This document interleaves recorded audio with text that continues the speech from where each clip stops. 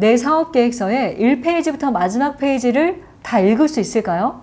읽을 수 없을 수 있어요. 가장 중요한 거는 앞에 보여주는 가장 기본적인 내용에 좀 충실하자라는 얘기를 해요. 그래서 기본 개요 부분에 상당히 힘을 많이 줍니다.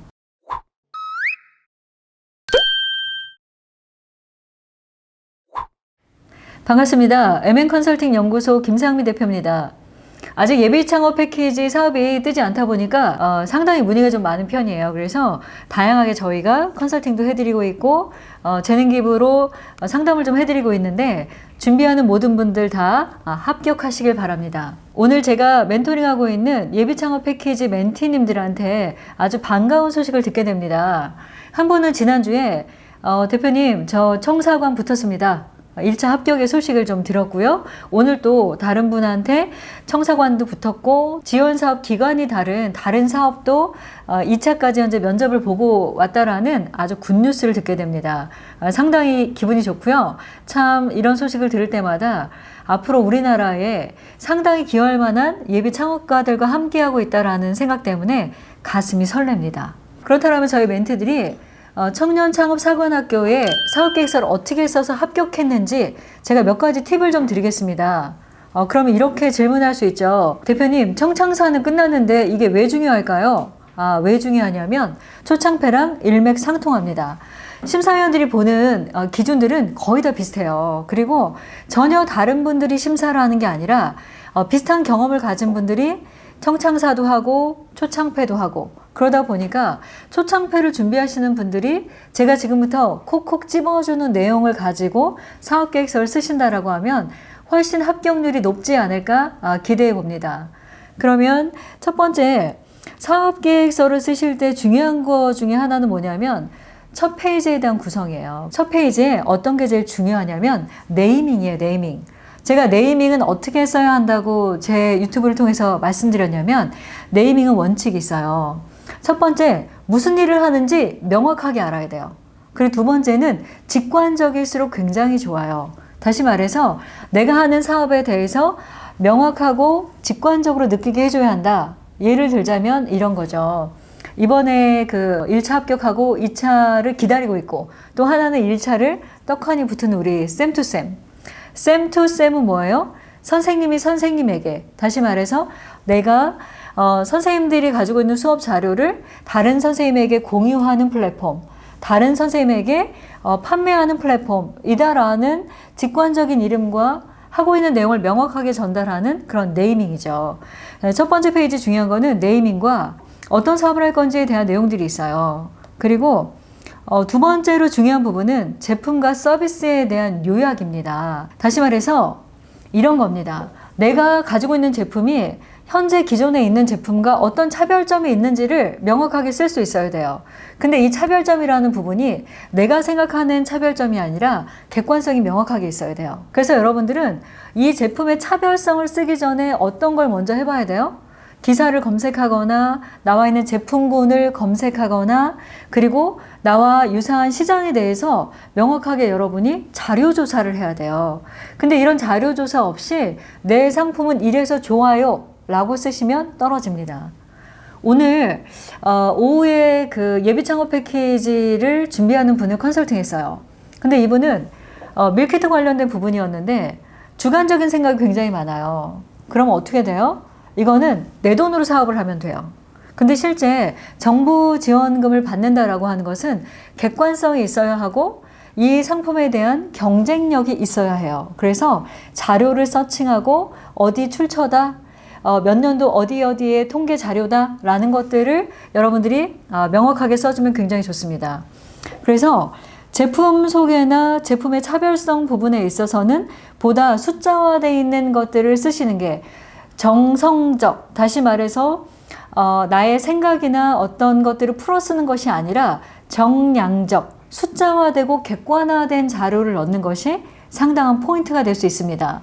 그래서 이런 것들을 좀 활용하면 좋고요. 국내 시장이라는 부분이 있습니다. 국내 시장 같은 경우에는 내가 현재 하고자 하는 이 아이템의 시장이 몇 조다, 또는 내가 하고자 하는 이 시장의 미래 가치가 몇백억이다. 그 중에 나는 몇 %를 목표로 한다 라는 부분들을 써주는 게 또 필요하죠.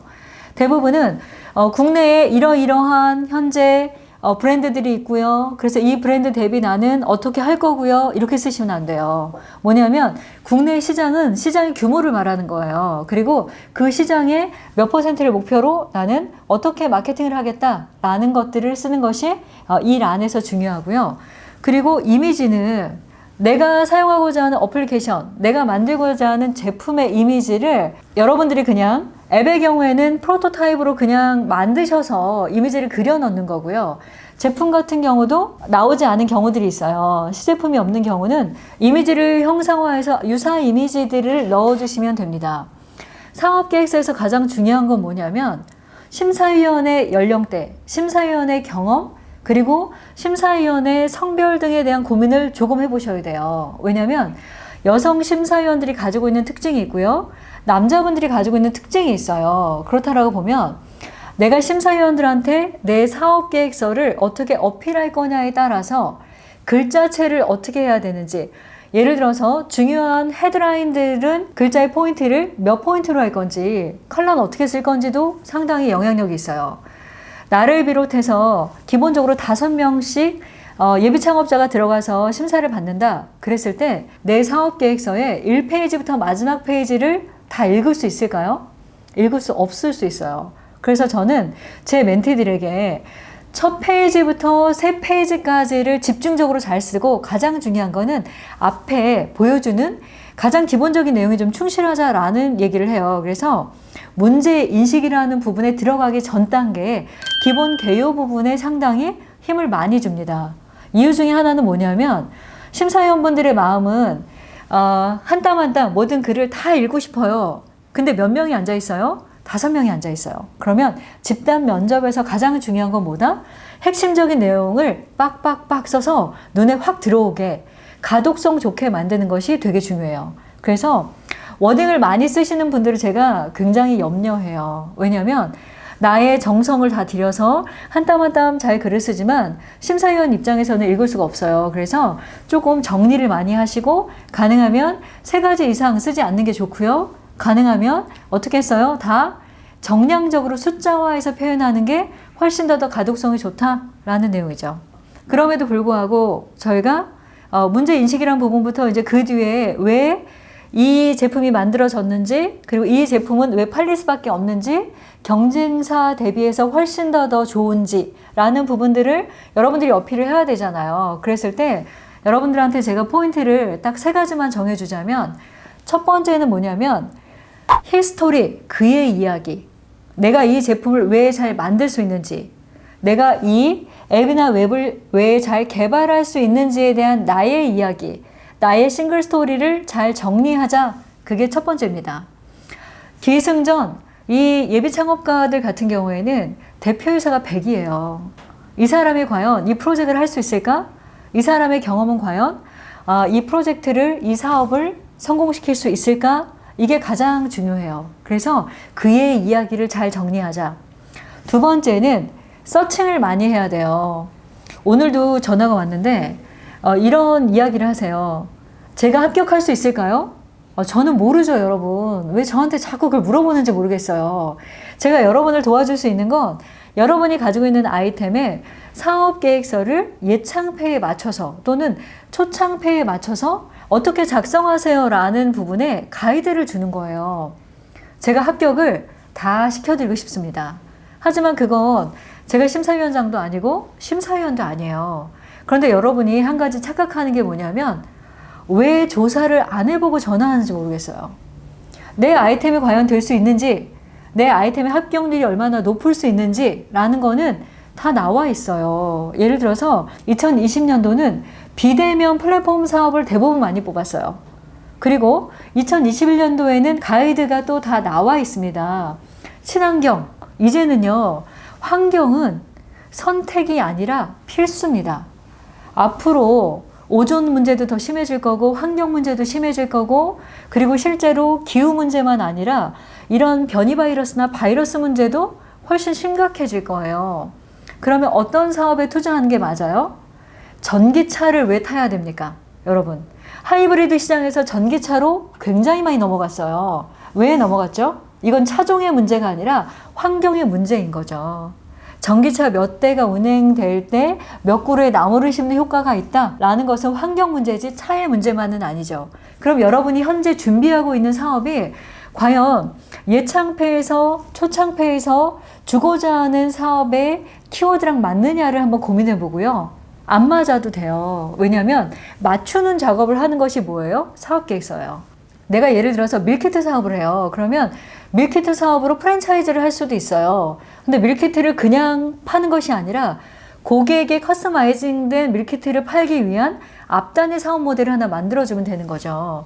이렇게 여러분의 아이템을 가지고 사업 모델을 좀 더 브로드하게 볼 수 있는 시각을 만들어주는 게 컨설팅이에요. 그래서 여러분들이 히스토리, 그 다음에 두 번째는 자료 수집을 좀 많이 해보자. 현재 키워드가 뭔지, 그리고 두 번째는 뭐냐면 내 사업을 그 키워드에 맞출 수 있는지라는 거고요. 마지막으로 중요한 건 뭐냐면 숫자 중에 자금에 관한 부분이에요. 내 자금은 별로 없는데 나라 돈으로 무언가를 해보겠다. 이거 상당히 위험합니다. 그래서 여러분의 자기 자본 비율과 자금을 어떻게 잘 활용하겠다라는 부분을 디테일하게 조사해서 잘 작성하신다라고 하면 여러분은 합격이라는 단어에 훨씬 더 성큼 다가가지 않을까라는 기대를 해봅니다. 여러분 모두가 이 세 가지 부분 잘 명심하셔서 좋은 사업계획서 쓰시기 바라고요. 그리고 합격하신 저희 멘티분들 영상을 통해서 다시 한번 축하드립니다. 같이 밥 먹기를 너무 잘했다라는 생각이 있고요. 끝까지 응원하겠습니다. 준비하는 모든 분들에게도 유익한 영상이었으면 좋겠고요. 지금까지 MN컨설팅 연구소 김상미 대표였습니다. 감사합니다.